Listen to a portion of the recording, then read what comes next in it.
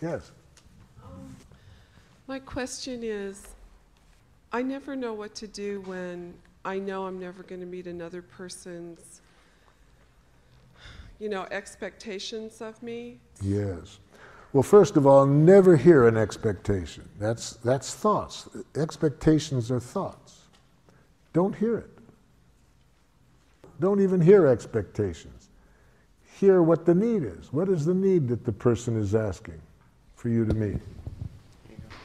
You don't want to live up to expectations, but it is fun to meet needs. Do you think that that human beings can always meet other people's needs if they're real? All of our needs can be met. I don't think you have to do it. There's several billion other people that could meet the other person's needs. Even if you could do it, you may choose not to. I see. And that won't be a problem. The other person can hear a no if they first feel empathy for their feelings and needs. That will leave them feeling at least that their feelings and needs matter. Right. That makes sense. Yes. But then again, you have to know how to say no in giraffe. That would be good for me to learn. Well, let me help you out. Never use the following words when you're saying no in giraffe. No. I can't. I don't want to. I don't have time. It's not possible. Okay. Now you know how not to do it, right? Now here's how you do it. To say no in giraffe, you need to be conscious that a no is a poor expression of a need. So say the need that keeps you from saying yes. No. So if you had giraffe ears on just now, you wouldn't have heard me saying no. You would have said, what is Marshall's need that's keeping him from saying yes? And you might have said back to me, Marshall, are you having a need for completion of other things you'd like to do right now? You see? You would have tried to hear the need behind the no. So what I said is, all no's are tragic expressions of a need. So say the need that keeps you from saying yes. Don't say no.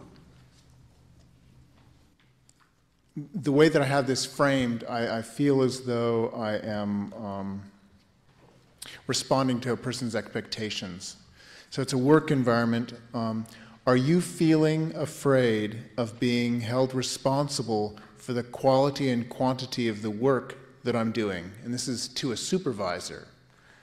Are you feeling scared and need to protect yourself? That might be the need that I hear you guessing. Are you feeling scared and need to protect yourself in this matter?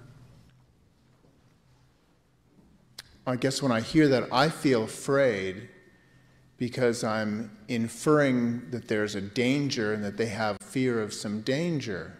If this is what you're guessing is alive in them, you're not saying it's right. See, we never say you are feeling.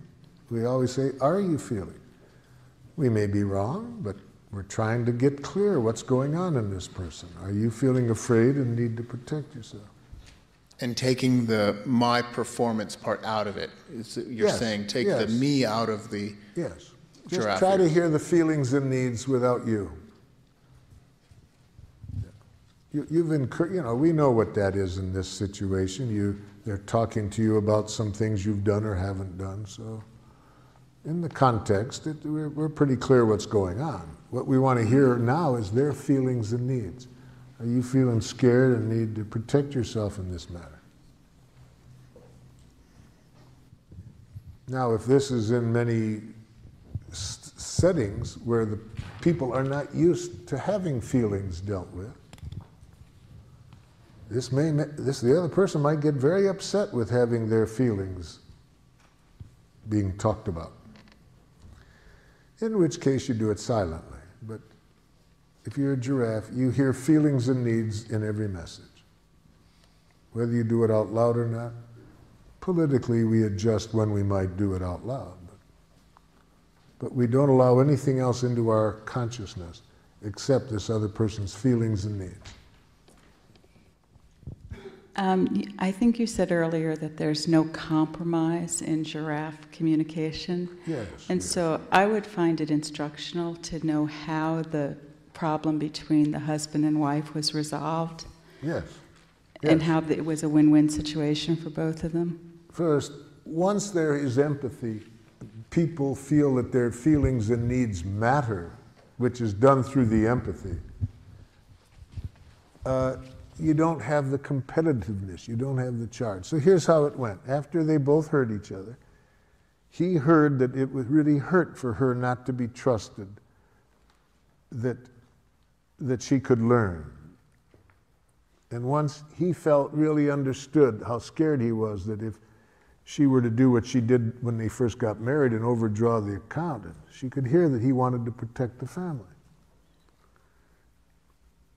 I think most 6-year-old children could resolve the conflicts that get nations into wars in which thousands are killed if you gave the 6-year-olds, you said, look, here are the needs on both sides, here are the resources.